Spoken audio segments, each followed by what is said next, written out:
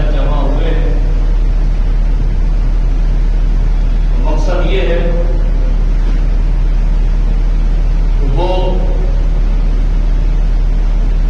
اللہ اور اس کے رسول صلی اللہ علیہ وآلہ وسلم کے محبوب و مقرب 313 اصحاب جو میدان جنگ میں اس انداز میں پہنچے تھے،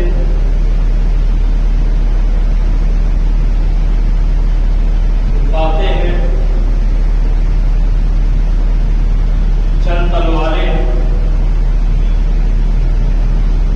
بقیہ کے ہاتھ میں لکڑیاں ہیں، بدن پر کپڑوں کی جگہ چیتڑے ہیں۔ حضور پاک صلی اللہ علیہ وآلہ وسلم نے جنگ سے پہلے ان سے ارشاد فرمایا کہ میں چاہتا ہوں کہ لڑائی ہو جائے، کیا میرا ساتھ دو گے؟ تو 313 اصحاب یک زبان میں پکارنے لگے کہ یا رسول اللہ، ہم بنو اسرائیل کے وہ لوگ نہیں ہیں جو اپنے پیغمبر سے کہتے کہ آپ جانو آپ کا خدا جانو۔ یا رسول اللہ، ہم یا تو ماریں گے یا مریں گے، آپ کا ساتھ نہیں چھوڑیں گے۔ تو یہ 313 کی مقدس جماعت کی خدمت میں خراج عقیدت پیش کرنے کے لیے ہم جمع ہوئے ہیں، اور ان 313 نے میدان بدر سے امت مسلمہ کو جو سبق دیا ہے اس کو تازہ کرنے ہم یہاں جمع ہوئے ہیں۔ حضرات گرامی، یہ اللہ سبحانہ و تعالیٰ کا فضل اور احسان ہے کہ اس نے آپ کو ہم کو دین اسلام کے ماننے والوں میں پیدا فرمایا۔ یہ وہی دین ہے جو بڑی مشکلات، مسائل، کٹھنائیوں کے راستے سے ہوتا ہوا ہم تک پہنچا ہے۔ یہ وہ دین ہے جس کی تبلیغ کے آغاز سے ہی نبی پاک صلی اللہ علیہ وآلہ وسلم کو صبح شام جو امین اور صادق کہتے نہیں تھکتے تھے، انہوں نے جھٹلانا شروع کیا۔ یہ وہ دین ہے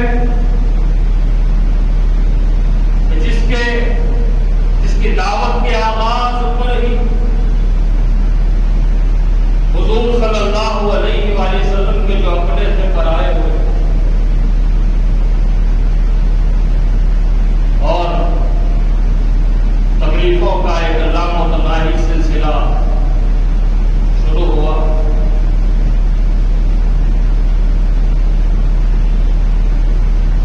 کبھی راستے میں کانٹے بچھا دیے جاتے، کبھی راستے میں گڈھے کھود دیے جاتے، کبھی رکاوٹ بنانے کے لیے پتھر رکھ دیے جاتے، کبھی بچوں کے ہاتھ میں پتھر تھما دیے جاتے اور مٹھائی کا لالچ دے کر حضور پر برسانے کہا جاتا۔ یہی وہ دین ہے جس کی بقا، جس کے تحفظ کے خاطر آقا کریم صلی اللہ علیہ وآلہ وسلم نے اپنے وطن عزیز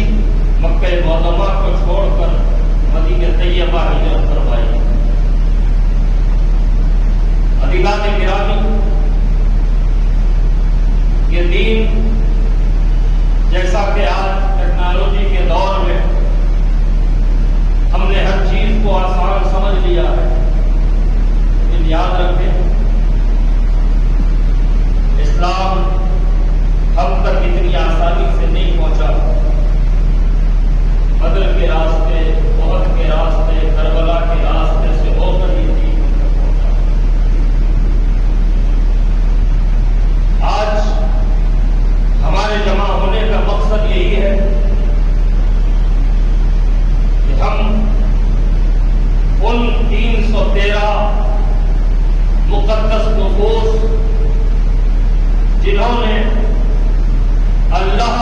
اس کے رسول صلی اللہ علیہ وآلہ وسلم کے اوپر بھروسے کی ایسی مثال قائم کی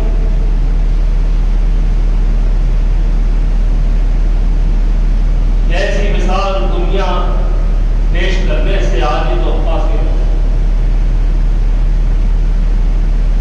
حضرات گرامی، جنگ بدر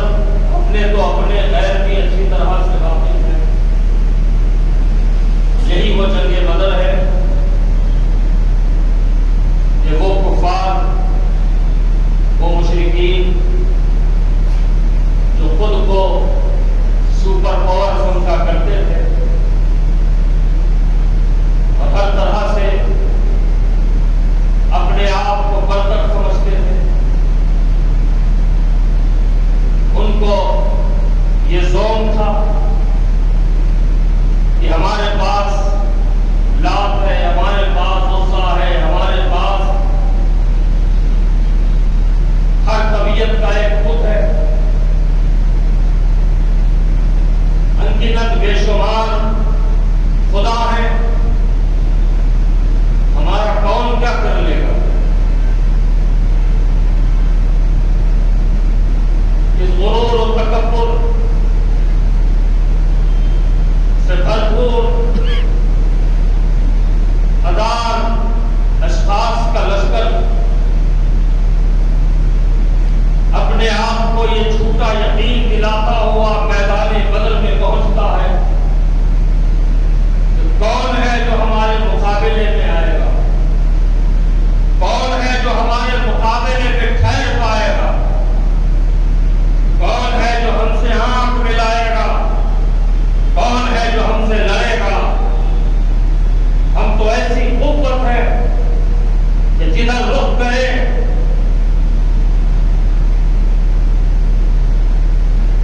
بس لاشوں کے ڈھیر بچھا دیں گے، ہم جدھر رخ کریں گے دشمنوں کو پناہ دینے والا کوئی نہ ہوگا۔ غرور و تکبر کے ساتھ یہ کفار و مشرکین میدان بدر میں پہنچتے ہیں۔ اب ان کے مقابلے میں آنے والے کون؟ 313 رسول پاک صلی اللہ علیہ وآلہ وسلم کے جانثار، رسول پاک صلی اللہ علیہ وآلہ وسلم کے وفادار، ان کا یہ مزاج صحبت رسول نے بنا دیا تھا کہ تمہارے پاس لات ہے، تمہارے پاس عزا ہے، تمہارے پاس 365 بت ہے، لیکن ہمارے پاس رب وحدہ لا شریک ہے۔ تم اپنے جھوٹے خداؤں کو لے چلو، ہم اپنے رب کو مناتے چلے۔ یہ مزاج لے کر 313 افراد میدان بدر میں پہنچے۔ عزیزان گرامی، پھر اللہ سبحانہ و تعالیٰ نے ان کو اتنی کمتر شکست عطا فرمائی، اتنی ذلت والی شکست انہوں نے اٹھائی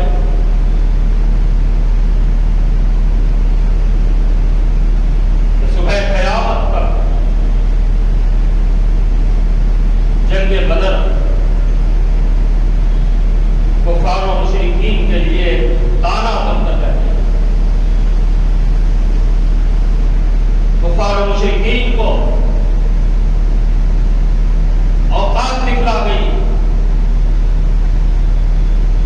کہ تمہارے انگنت بے شمار 365 بت وحدہ لا شریک کے ماننے والے کے مقابلے میں کوئی حیثیت نہیں ہے۔ عزت اس کے لیے ہے جو اللہ کو ایک ماننے والا ہے، عزت اس کے لیے ہے جو توحید کا قائل ہے، عزت اس کے لیے ہے جو اللہ کی ذات پر بھروسہ کرنے والا ہے، عزت اس کے لیے ہے جس کا جینا اللہ کے لیے ہے، جس کا مرنا اللہ کے لیے ہے۔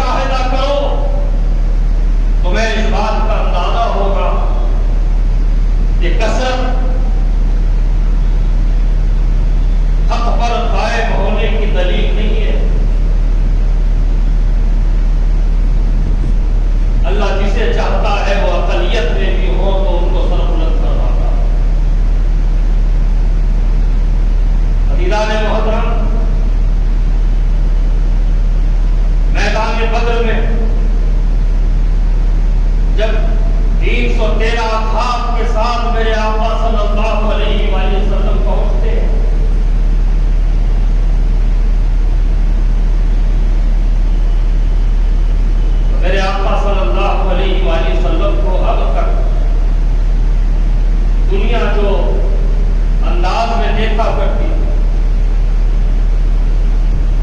اعلان نبوت سے پہلے آپ کی امانت میں کسی کو شک نہیں تھا، آپ کی صداقت میں کسی کو شبہ نہ تھا،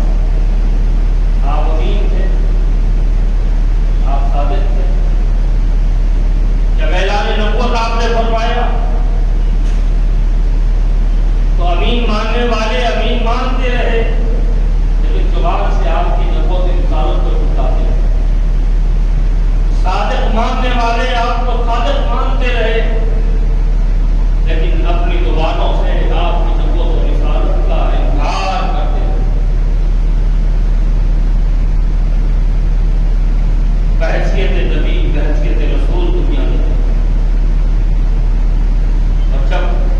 میدان بدر میں اپنے اصحاب کے ساتھ میرے آقا صلی اللہ علیہ وسلم پہنچتے ہیں تو دنیا میں ایک ایسے عظیم سپہ سالار کو دیکھا جس کی مثال دنیا دینے سے آج ہوتا ہے۔ جنگ کا ماحول ہے میدان بدر میں، جس طرح میرے آقا صلی اللہ علیہ وآلہ وسلم اپنے صحابہ کو نصیحت کروا رہے ہیں، لڑنے کا طریقہ بتا رہے ہیں، حملہ ہو جائے تو دفاع کا طریقہ سمجھا رہے ہیں، اور جب حملہ کرنا ہے تو حملے کا طریقہ کار کیا ہو یہ سمجھا رہے ہیں، اس کو آگے رہنا یہ بتا رہے ہیں، اس کو پیچھے رہ کر آگے والوں کی مدد کے لیے تیار رہنا یہ بتا رہے ہیں۔ دنیا دیکھ رہی ہے اور آج بھی لفظ ب لفظ یہ سارے واقعات موجود ہیں، اور ایسا عظیم سپہ سالار دنیا پیش کرنے سے عاجز ہوتا ہے۔ میرے آقا صلی اللہ علیہ وسلم نے میدان جنگ میں پہنچنے کے بعد جو انداز اختیار فرمایا اور صحابہ کرام کو لڑنے کا طریقہ جو اس انداز میں آقا نے بتایا، وہ بھی اپنی مثال آپ گرامی میرے آقا صلی اللہ علیہ وآلہ وسلم میدان بدر میں 313 اصحاب اپنی جانوں کو قربان کرنے کے لیے حاضر ہے۔ یا رسول اللہ آپ اشارہ کریں تو یا تو مار دیں گے یا قربان ہو جائیں گے، لیکن وہ کفار و مشرکین جو ہم سے دگنی طاقت میں ہے، ان کے سامنے ہم جھکیں گے نہیں، اسلام کو رسوا ہونے نہیں دیں گے۔ بس آپ کا حکم ہو، ہم آپ کے حکم کے منتظر ہیں۔ عزیزان گرامی، صحابہ کرام کا یہ جذبہ آقا کریم صلی اللہ علیہ وسلم کی خدمت عالی میں بار بار پیش ہو رہا ہے۔ میرے آقا صلی اللہ علیہ وسلم ان حالات کو بھی، جذبات کو بھی ملاحظہ فرما رہے ہیں، اور ساتھ ہی میرے آقا صلی اللہ علیہ وسلم ان حالات کو بھی دیکھ رہے ہیں کہ لڑنے کے لیے تلواروں کی کمی ہے، خنجر اور دوسرے ہتھیار موجود ہیں تو ٹوٹے ہوئے یا کمزور ہیں، اور بقیہ کے ہاتھوں میں لکڑیاں ہیں۔ یہ تو قربان ہونے کی بات کر رہے ہیں، لیکن ان سے لڑنے کی بات تیاری میں یہ ہے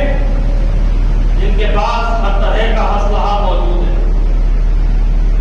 ہر طرح کے آلات ہر دن کے پاس موجود ہے۔ ایک طرف میرے آقا اپنے صحابہ کے جذبات دیکھ رہے ہیں،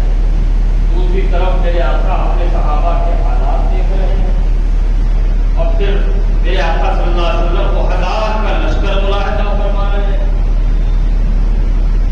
دل ڈھل گیا کہ میرا آئی شب جمعہ، میرے آقا صلی اللہ علیہ وسلم اپنے خیمے میں داخل ہوئے،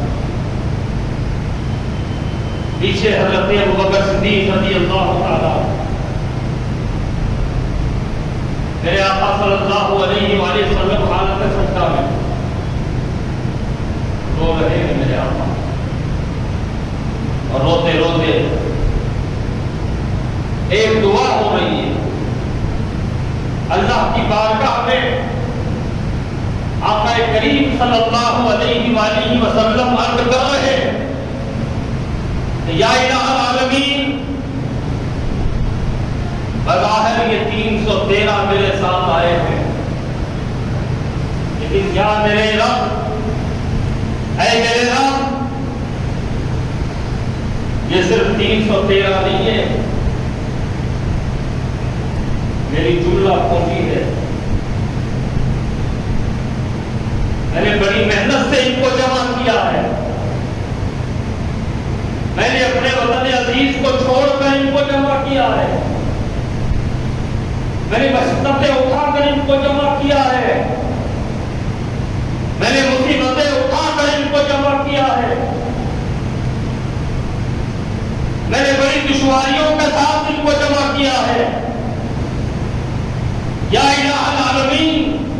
یہ بڑی محنت سے جمع ہونے والے ہیں، اور میرے رب یہ نہ دیکھ کہ یہ کتنی جلال میں ہے، بلکہ یہ دیکھ کہ آج زمین پر تیرے نام لیوا نہیں ہے۔ مولا تعالیٰ اگر یہ ختم ہو گئے تو قیامت تک روئے زمین پر مولا تیرا نام لینے والا کوئی نہیں رہے گا۔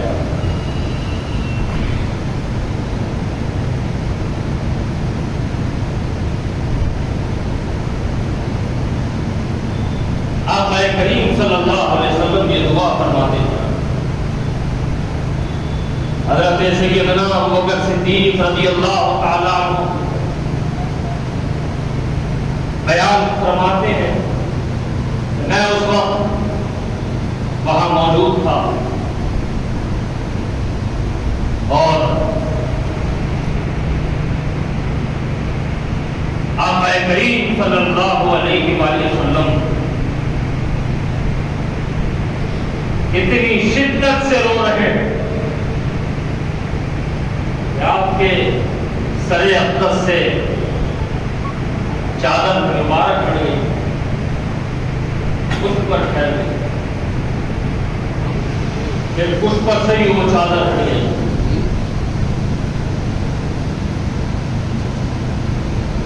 میں اس چادر مبارک کو واپس میرے آقا کے سر اقدس کی طرف لے جاتا اور عرض کرتا، یا رسول اللہ بس فرمائیں، اللہ آپ کا حامی و ناصر ہے۔ پھر میرے آقا صلی اللہ علیہ وسلم دار و مدار اور پھر وہی دعائیں کہ مولا مختصر سی تعداد کی جو ہے یہ میری محنت کی کمائی، مولا یہ ختم ہو گئے تو پھر قیامت کا روئے زمین پر تیرا نام لے والا رہے گا۔ مولا ان کی مدد فرما، مولا ان کی مدد فرما۔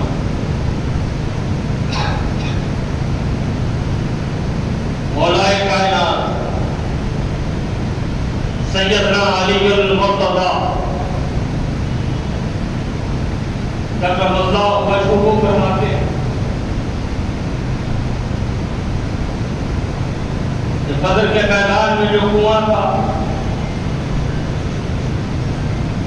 اس کنویں سے پانی لانے کے لیے میں پہنچا، پانی نکال رہا تھا، ایک تیز آندھی آئی، مولا کائنات فرماتے ہیں اس سے پہلے میں نے کبھی ایسی آندھی سوچی بھی نہیں۔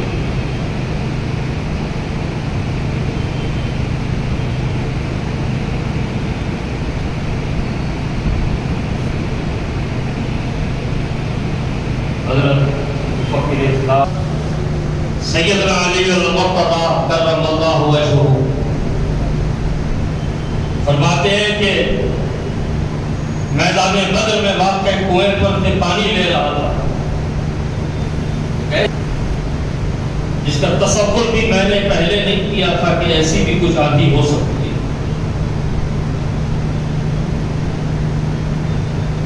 رک گئی، پھر ایک آندھی آئی، پہلے سے زیادہ اس کا انداز تھا، وہ بھی رک گئی،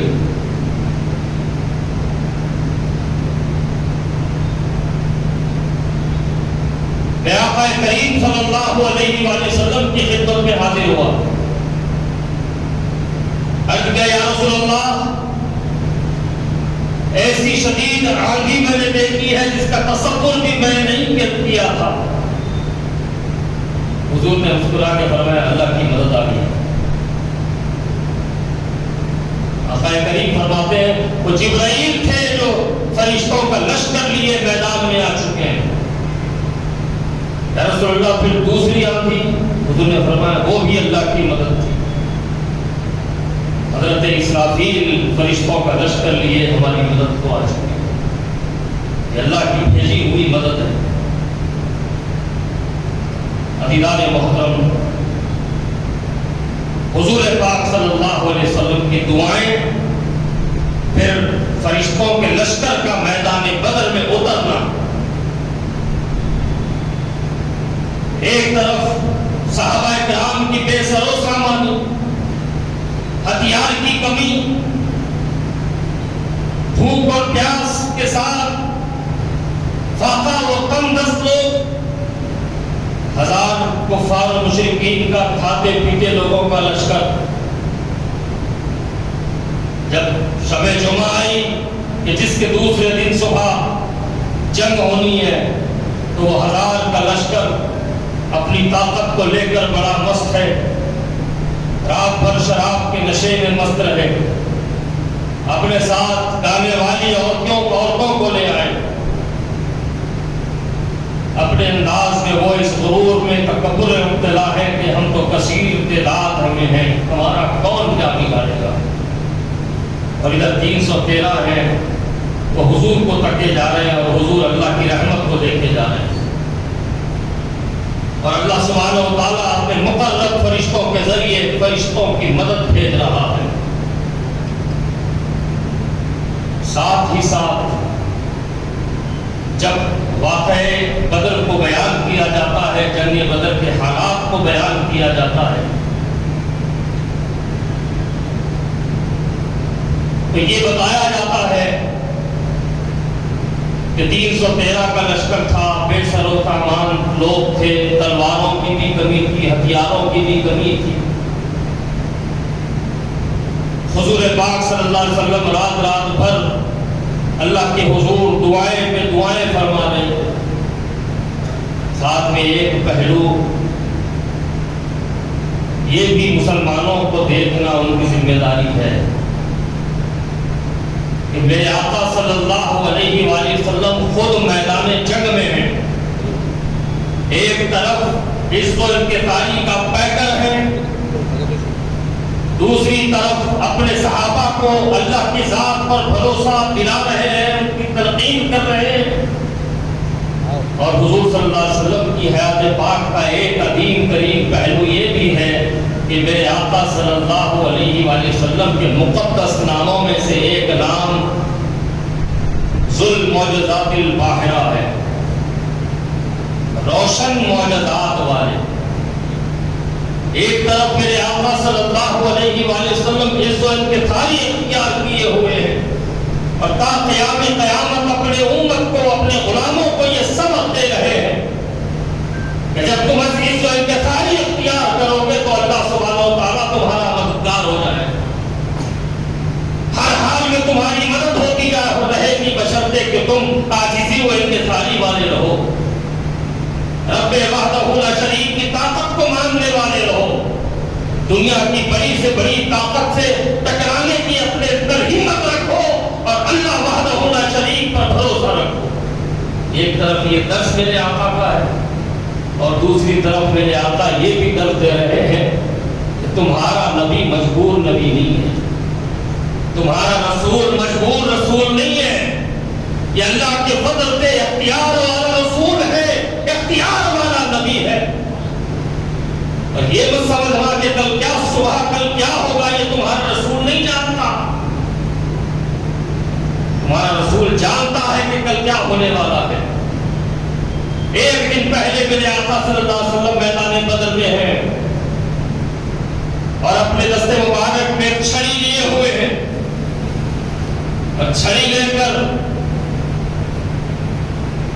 مخصوص صحابہ کے ساتھ اس مقام پر پہنچتے ہیں جہاں جنگ ہونے والی ہے،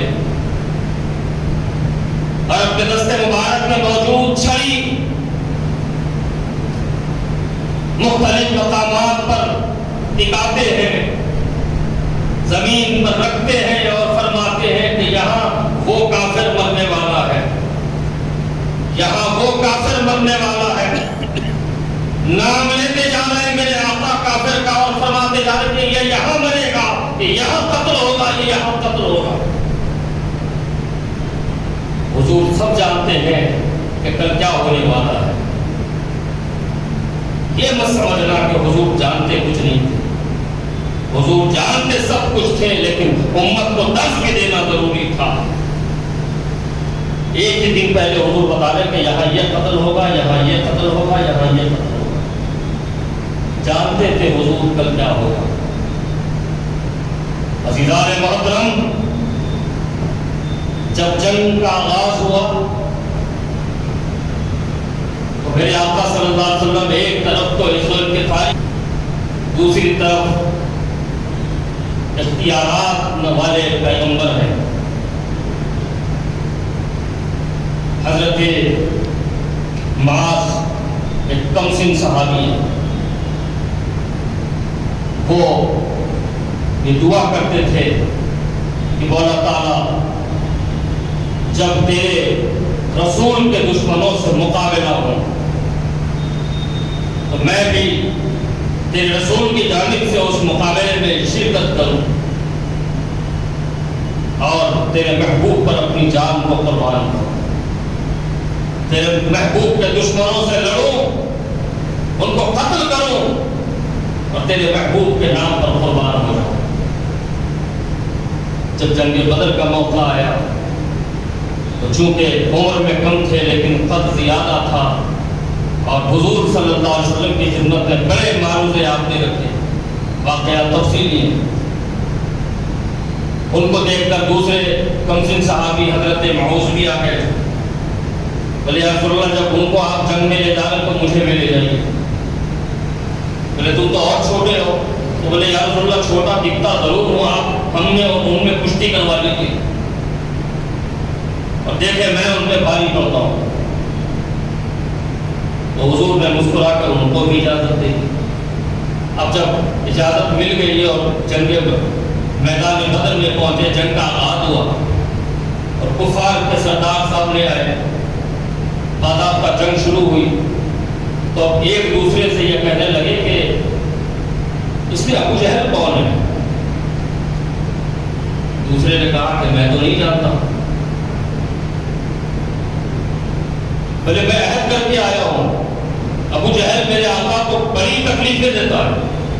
اس کو قتل کروں۔ بولے جانتے ہی نہیں ہم ابو جہل کون ہے، چلو کسی اور سے پوچھیں، صحابہ رسول سے جا کے پوچھتے چچا یہ تو بتائیے ان میں یہ جو رسول کے مقابلے میں آئے ہوئے ہیں ان میں ابو جہل کون ہے؟ غالباً حضرت عمیر نے یہ بتایا کہ یہ جو بڑے بڑے فخریہ انداز میں اور مسلمانوں کو بڑے تذہیب والے انداز میں دیکھ رہا ہے وہی ابو جہل ہے۔ انہوں نے کہا چچا شکریہ، اور دونوں دوڑتے ہوئے گئے۔ ابو جہل گھوڑے پر سوار تھا، اس کے ٹانگوں پر ان دونوں نے وار کیا، ابو جہل گھوڑے سے نیچے گر پڑا۔ ابو جہل کے بیٹے اکرمہ جو بعد میں مسلمان ہوئے، انہوں نے دیکھا کہ ان کے باپ پر حملہ ہوا ہے، وہ دوڑتے ہوئے آئے اور ایک تلوار کھینچ کر ماری تو حضرت معاذ کا ہاتھ کٹ گیا، لیکن وہ پیچھے نہیں ہٹے بلکہ اسی حالت میں انہوں نے ابو جہل پر کے اوپر وار پر وار کیا، یہاں تک کہ ابو جہل کا خاتمہ ہو گیا۔ اب انہوں نے کیا کیا کہ ہاتھ اٹک رہا ہے، لڑائی دشوار ہے، اپنے پاؤں کے نیچے ہاتھ رکھ کر کھینچا اور ہاتھ کو الگ کر لیا اور پھر لڑتے رہے۔ جب لڑائی رکی تھمی تو اپنا ہاتھ لے کر حضور کی خدمت میں پہنچ گئے۔